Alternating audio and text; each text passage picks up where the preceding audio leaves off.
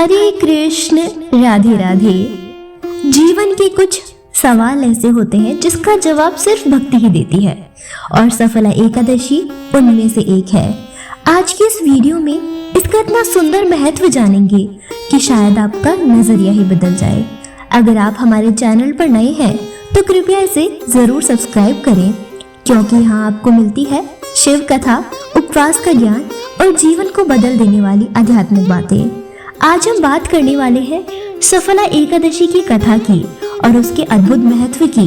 जैसा कि नाम ही बताता है, यह वह पावन एकादशी है जो जीवन में सफलता, समृद्धि और रुके हुए कामों की पूर्णता लेकर आती है। मान्यता है कि इस दिन श्रद्धा और नियम से व्रत रखने पर जीवन के रास्तों में बनी हर रुकावट दूर होने लगती है। शिक्षा हो, नौकरी, व्यवसाय या धन संबंधी कोई बाधा, सफला एकादशी उन सभी कार्यों को नई गति देती है और किस्मत को अनुकूल बना देती है। शास्त्रों में कहा गया है कि इस एकादशी के व्रत से व्यक्ति पुण्यवान बन जाता है और पूर्व जन्म तथा वर्तमान जीवन के पाप भी मिट जाते हैं।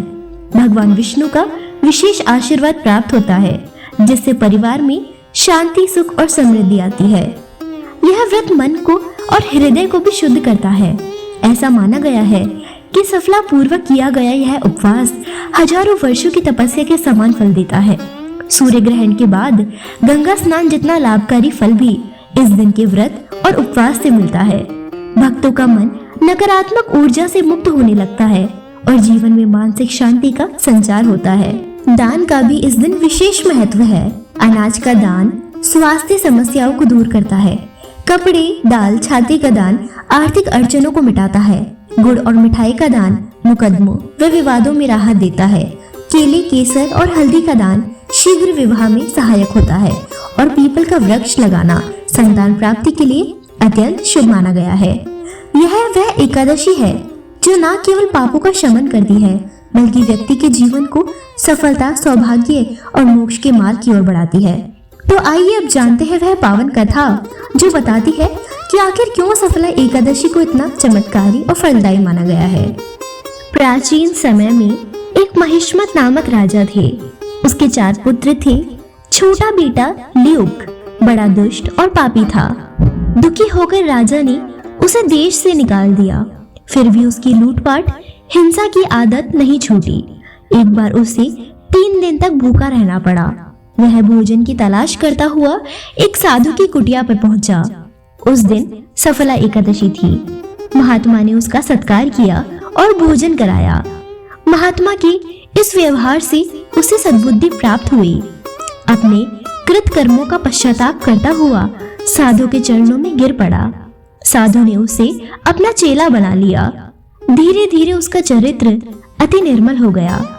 वह भी महात्मा की आज्ञा से सफला एकादशी का व्रत करने लगा। जब वह बिल्कुल बदल गया, तब महात्मा ने उसके सामने अपना असली रूप प्रकट किया। महात्मा के वेश में उसके सामने उसके पिता खड़े थे। पुत्र ने राजकाज संभालकर एक नया आदर्श प्रस्तुत किया। ल्यूक आजीवन सफला एकादशी का व्रत रखने लगा और अंत में मोक्ष को प्राप्त हो गया। फलहार, इस दिन नारियल, नींबू, अनार, सुपारी आदि अर्पण करके नारायण भगवान की पूजा करनी चाहिए। इस दिन तिल और गुड़ का सागा लिया जाता है। भक्तजनों, यह थी सफला एकादशी की पवित्र कथा।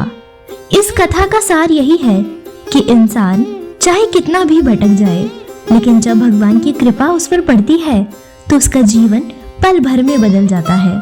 सफला एकादशी ऐसा ही पवित्र व्रत है जो मन को पवित्र करता है, विवेक देता है और बुरी आदतों से दूर लेकर जाता है और सही रास्ते पर चलाता है।